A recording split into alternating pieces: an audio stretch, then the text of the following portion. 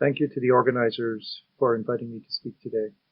I will be presenting on interpretation of variants in hereditary breast and ovarian cancer genes.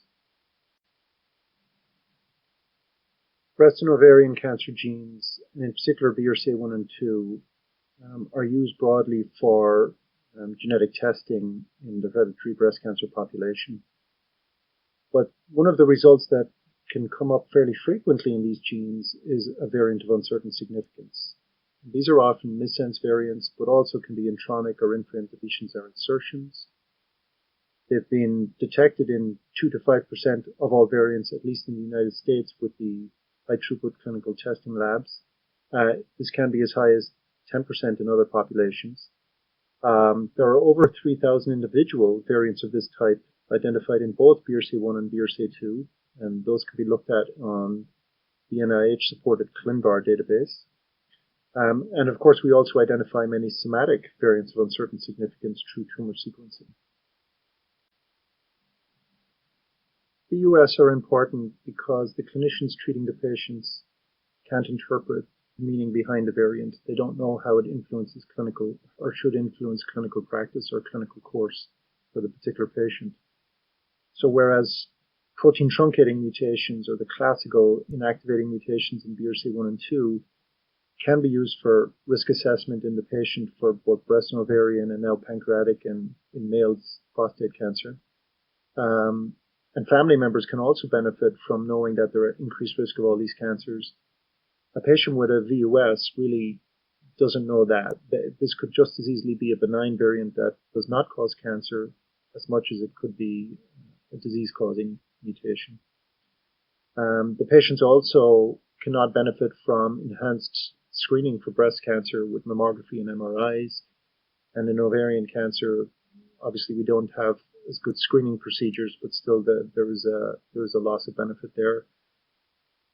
People with known BRCA1 and 2 mutations often will undergo prophylactic surgeries, prophylactic oophorectomies and mastectomies to reduce their risk of breast and ovarian cancer.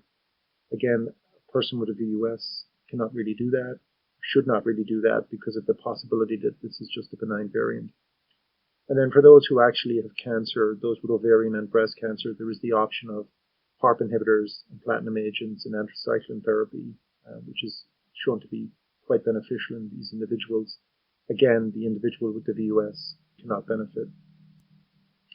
So we realize that most VUS that are identified during genetic screening will ultimately not be pathogenic, will not be disease-causing. But there probably are overall maybe 10%, and in certain regions of these genes, maybe as high as 30% of all the variants that are identified may actually be pathogenic. But we have no real way of figuring out which ones are important and which ones are not. So above all, VUS should not be used to guide clinical care of these patients. Really, the results should be pushed to one side, and the focus should be on counseling the patient or looking at providing care to the patient based on their personal and family history of cancers. But the rest of this talk, I will go through the processes that have developed over the years from numerous investigators on how we might actually try to classify a VUS or a variant of uncertain significance as either pathogenic or benign.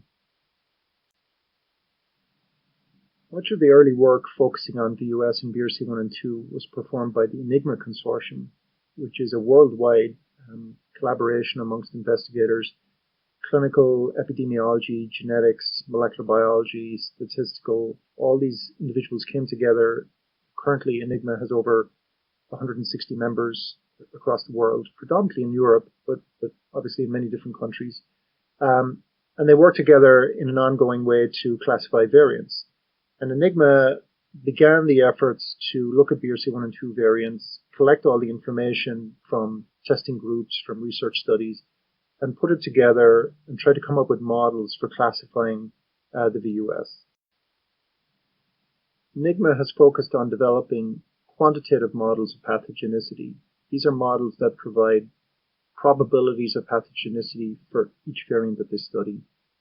This relies on a number of sources of information. Some of it comes from splicing predictions and sequence-based predictions of whether a specific amino acid change may actually be pathogenic.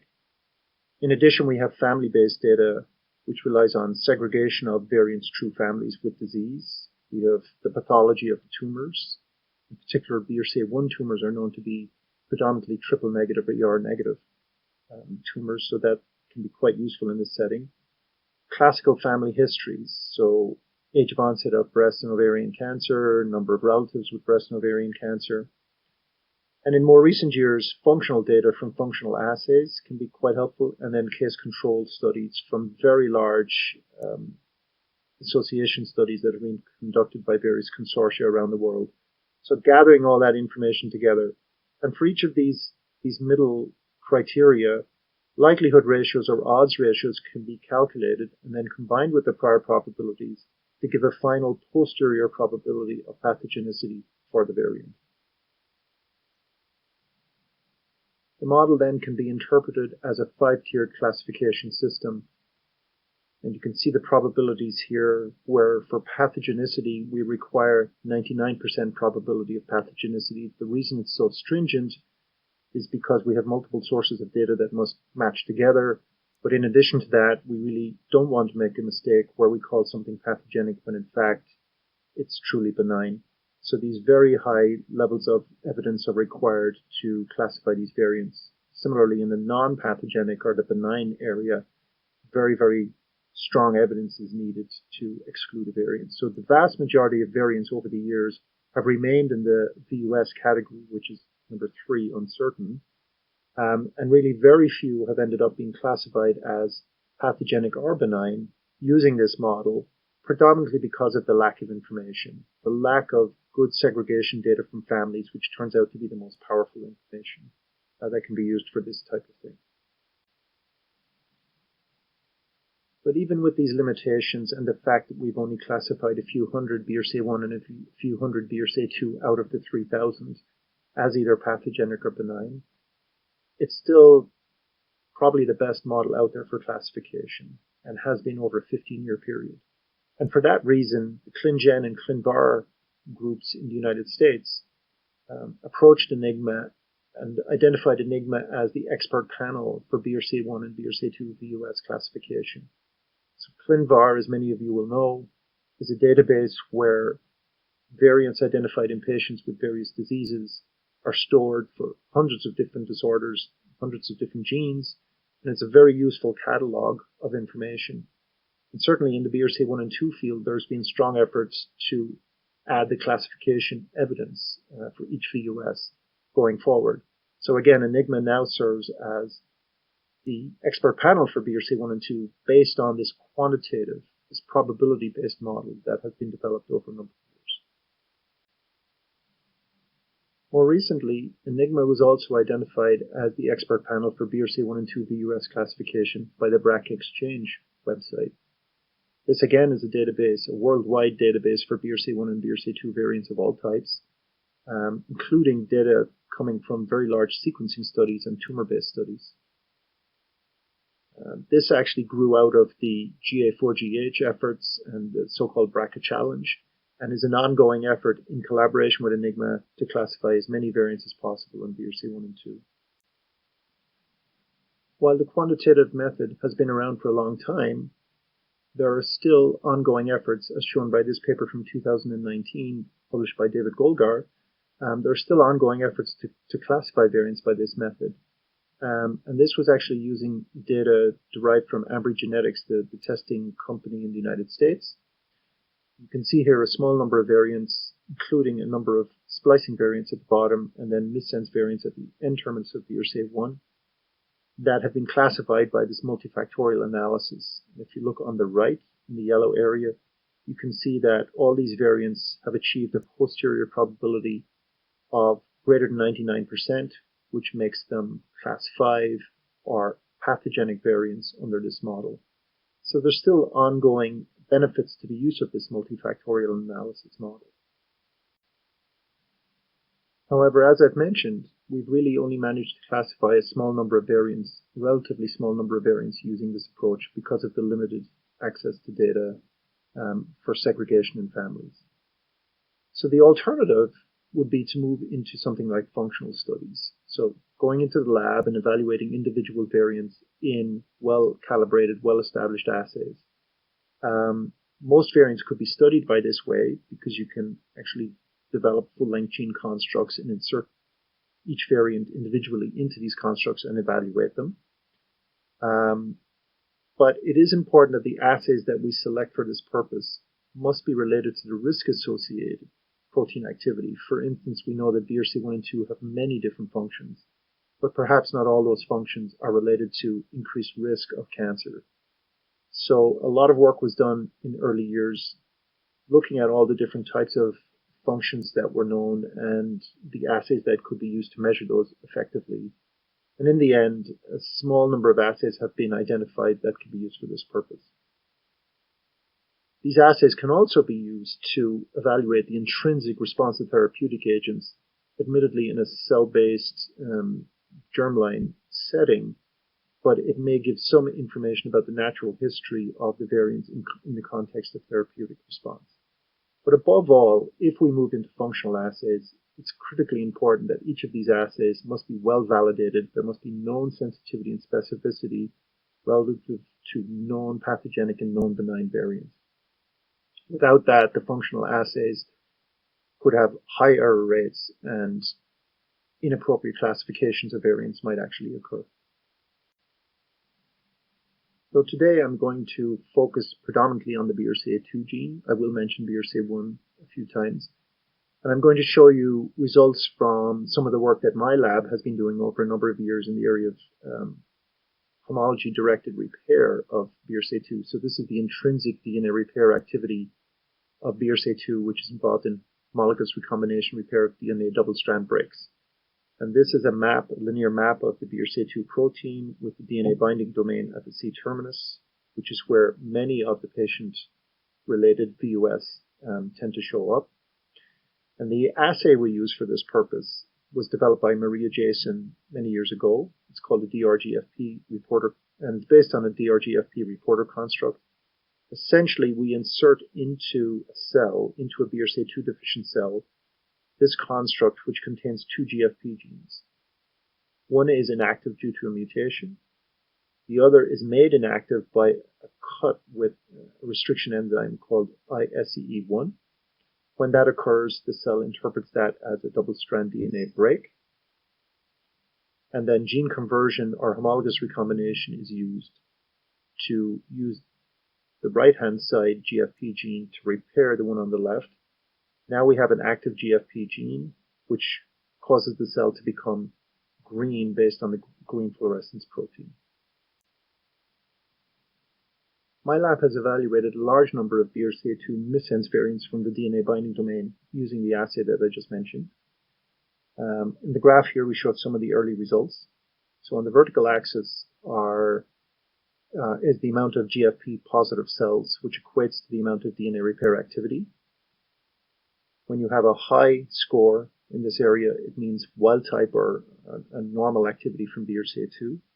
When you have a very low score, it means that it's deficient in BRCA2, so the variant has inactivated the BRCA2 gene. In the bottom right-hand corner, we have a series of variants that were classified based on family-based data, so it's independent of the functional assay. These are all known pathogenic. And in the top left, we have known benigns.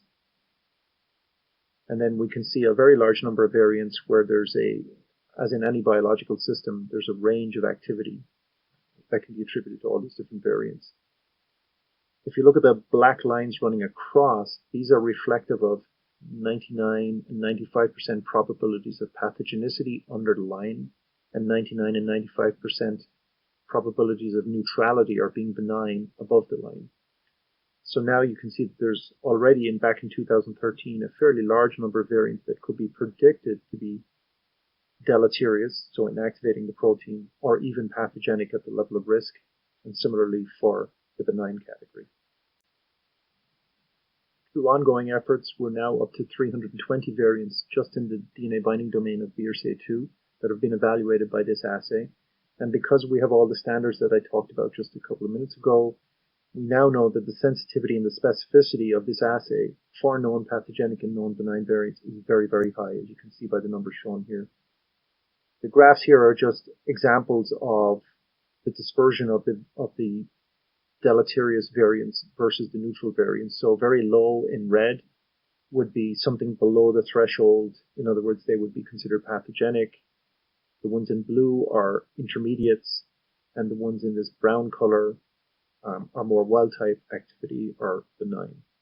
And these are just two parts of the DNA binding domain. There are 4 globular clusters that make up the DNA binding domain. I'm just showing an example of 2. And you can see that really some of these variants do tend to cluster in certain little regions throughout these 2 domains.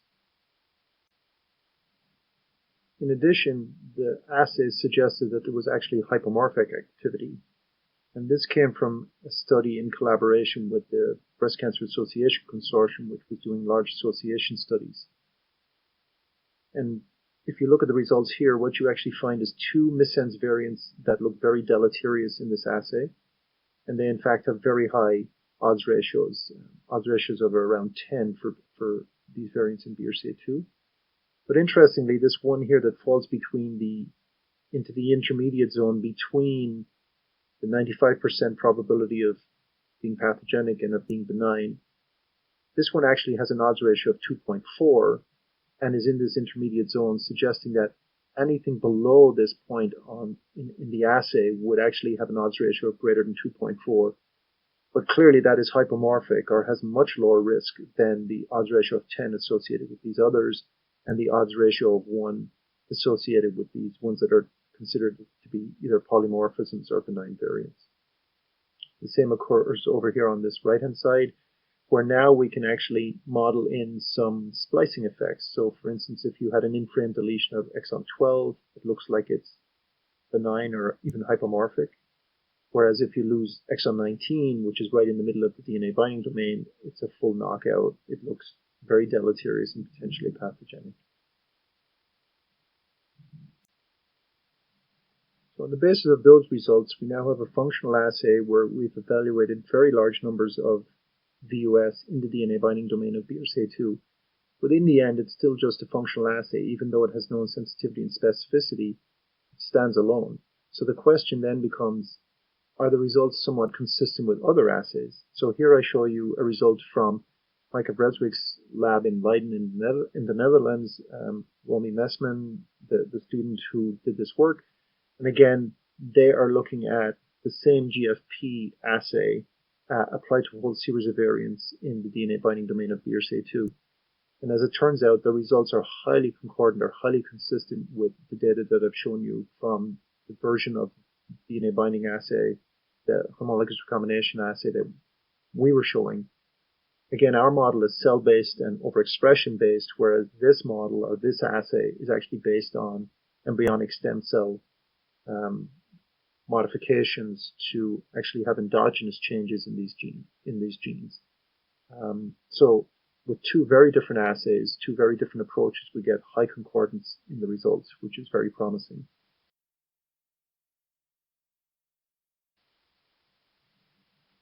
Similar studies have been done in BRCA1, and many of those studies, at least focusing on the BRCT domains of BRCA1 at the C-terminus, have relied on the transactivation assay, and much of this work has been done by Alvaro Montero, who's based in Florida in the United States, and he's done many hundreds of variants using this assay, and again has shown that it's got high sensitivity and specificity relative to known pathogenic and known benign variants.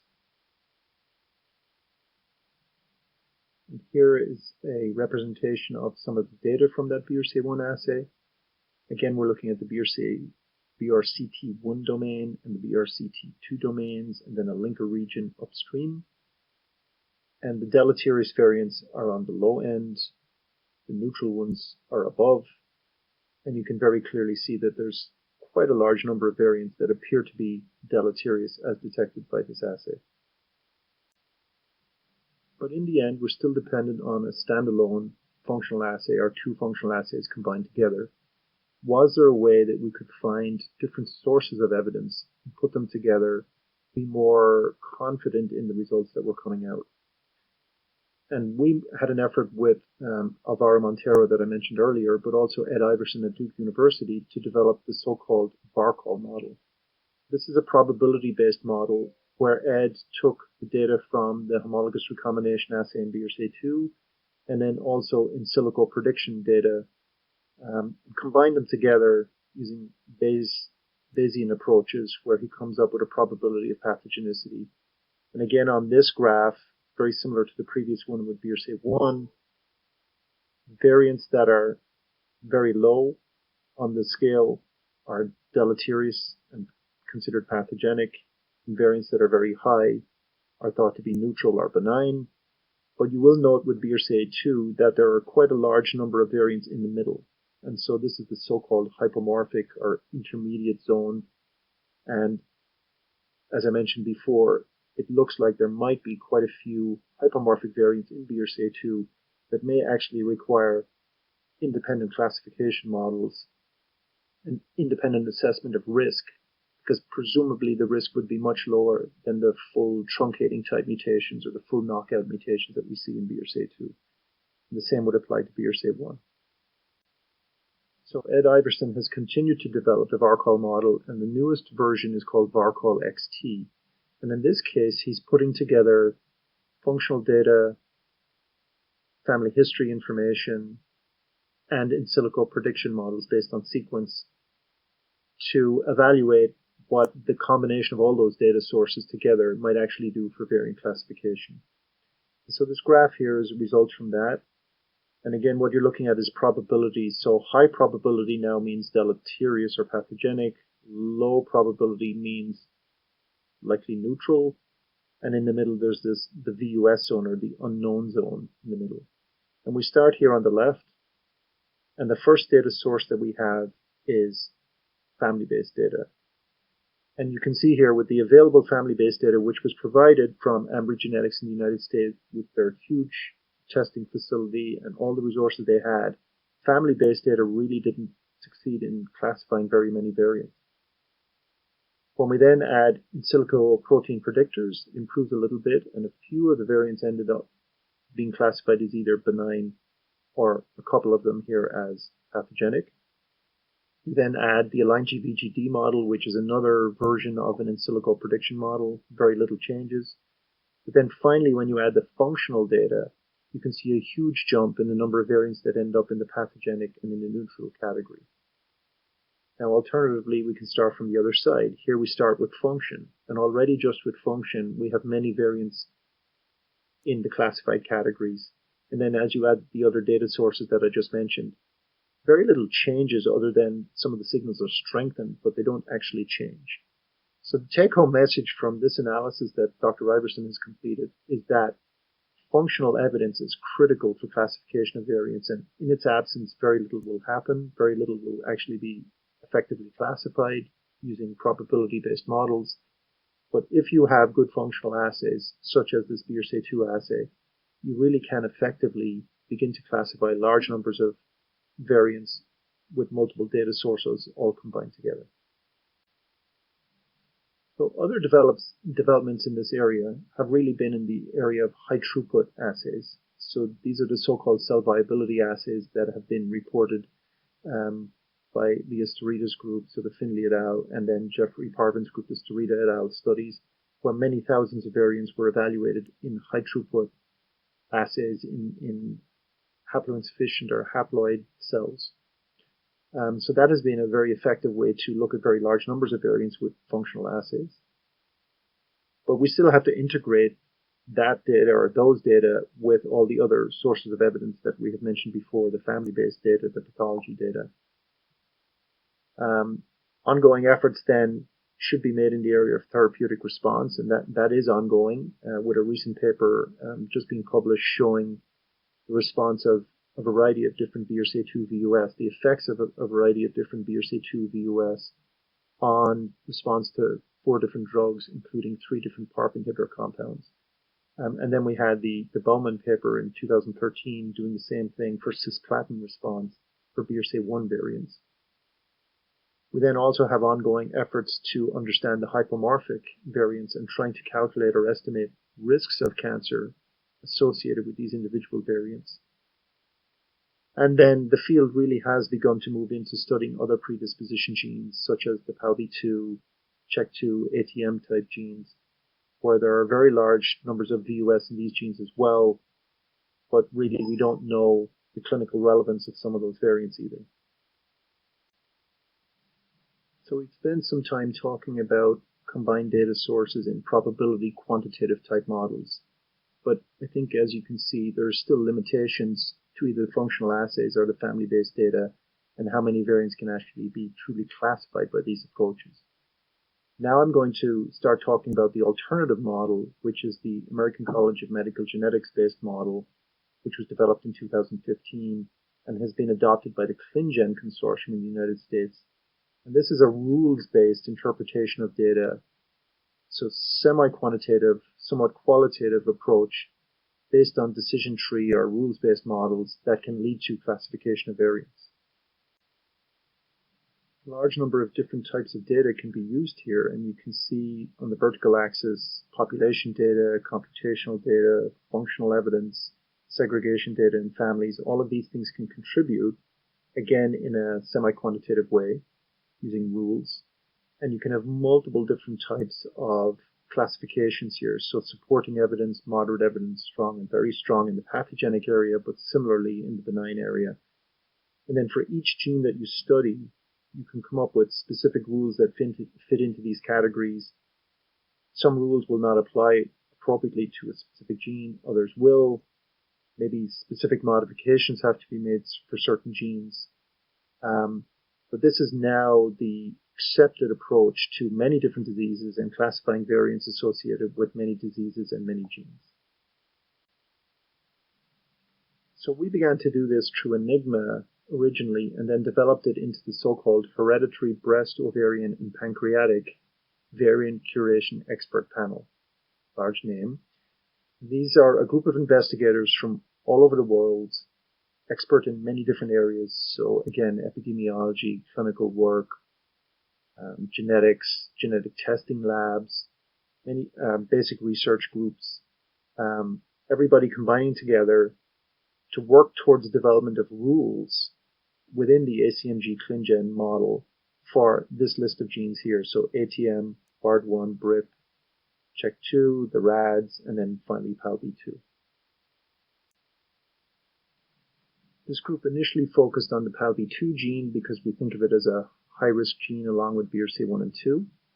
And there's quite a lot known about it. There was a PALB2 interest group developed by Mark Tishkovitz from the University of Cambridge, who was also a member of this VCEP group. And together we've collaborated to try and classify or come up with rules for classification of variants in PALB2. So we knew that PALB2 was a high to moderate risk gene for breast, moderate for ovarian, and then high for pancreatic cancer. It's in DNA double-strand break repair, just like BRCA1 and BRCA2. We know that you can go all the way to the C-terminus. So even the last 3 amino acids, if they've been reported in a Fanconi anemia patient, so we know that they're involved in the function of this protein. But the one caveat is that missense variants have really not yet been confirmed as a mechanism for pathogenicity. Even so, the HBOP VCEP group has moved ahead to develop rules for PALB2, and I'll review those briefly. As I mentioned earlier, there are many rules that can be adapted here.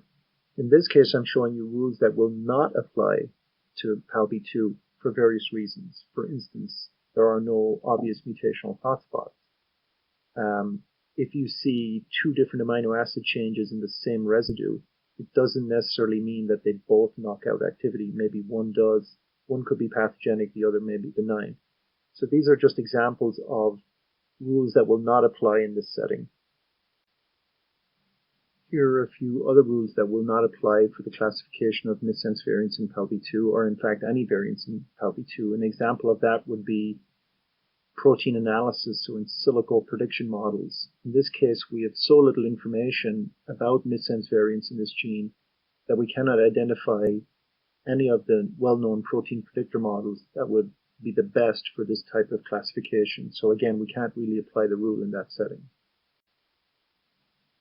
However, there are rules that were described in the original ACMG rule book for all genes that apply directly to PALB2. An example is case control studies with certain odds ratio calculations for a particular variant. could be applied. Splicing predictors, if we have two of the better splicing predictors and they both suggest high possibilities of splicing, that can be applied. So in this case, we can start to gather information from these sources that might lead to the classification of the variants in this gene. It turns out that co-segregation, as mentioned before for BRCA1 and 2, where variants segregate with cancer in a particular family or in multiple families, can be a very powerful model for PALB2. And in this case, we can look at known penetrance estimation for breast, ovarian, and pancreatic cancer and apply them all in this setting. And just showing here are the likelihood ratios for some of the categories in the ACMG criteria. So if you have strong evidence of pathogenicity from this PP1 co-segregation rule, that can be 18-to-1 odds in favor of pathogenicity from some of that evidence. Much of these numbers, these quantitative estimates that go along with the qualitative rules, were developed by Chantal Tidjian and colleagues from the ClinGen SVI group, and this was published in Genetics and Medicine in 2018. Other rules that can be applied are very specific functional specifications or functional assays. So much like BRCA1 and 2, we know that PALB2 is involved in homologous recombination. And again, we can apply the homologous recombination assay to evaluate variants in this gene. We can also look at case control counting, so the number of times we actually observe specific VUS in cases versus controls can be applied because of very large population-based studies. And then again, because of the known frequency of variants in the PALB2 gene in the population, we can use very general population cutoffs to add into the data that can be used for classification purposes. Here's an example of that homologous recombination assay. These are data from my lab. Again, we're looking at the same DRGFP assay done in exactly the same way, except we're using PALB2 deficient cells. Again, high levels of activity or wild-type activity gives you a high score. Low levels mean it's knocked out or it's deleterious. And again, you can see that there's a small number of variants way down at the tip here that really do seem to inactivate. But you will note that it's a very small number of variants that really seem to be inactivating the activity of PALB2 from a large selected group. And in fact, working with a number of other investigators, predominantly in Europe, we did discover that after looking at about 175 series of 175 missense variants in PALB2 scattered across the entire protein, we've actually only come up with about 8 or 10 variants that seem to inactivate protein activity. But work is ongoing in this area. There are now several labs around the world focusing in on PALB2 and trying to do high throughput assays as well, trying to understand which variants might actually be inactivating and which functions of PALB2 are actually most critical for risk assessment. As an example of that, I previously showed you the homologous recombination activity. Here we're quantifying Rad51 foci, so these are areas of DNA repair in cells when cells are directly damaged. And this was work done by Jean-Yves Masson's group in Montreal, or in Quebec City, in Canada.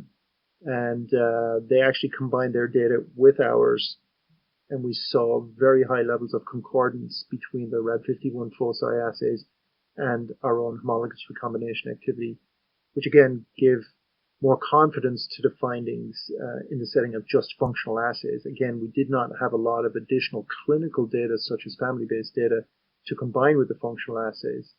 So one of the great problems for PALB2 currently with the functional assays is the lack of known pathogenic and known benign missense variants in this gene. So essentially, we don't have standards with which to classify the results or to characterize the results of the functional assays in the context of clinical risk.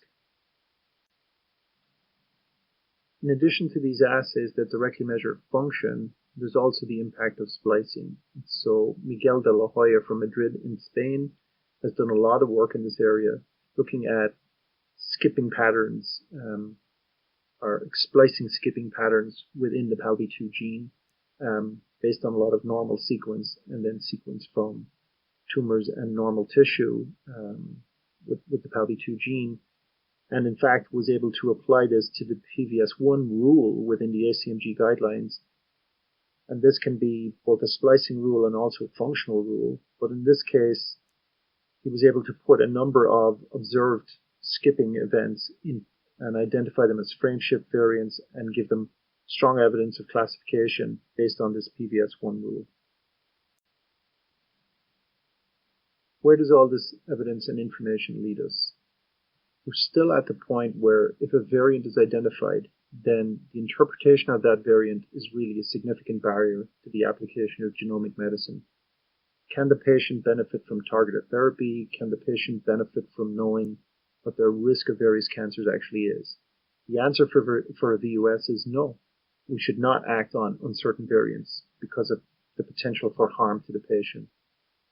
The VUS would need to be reclassified as either pathogenic or hypomorphic or benign before it can be used in a clinical setting.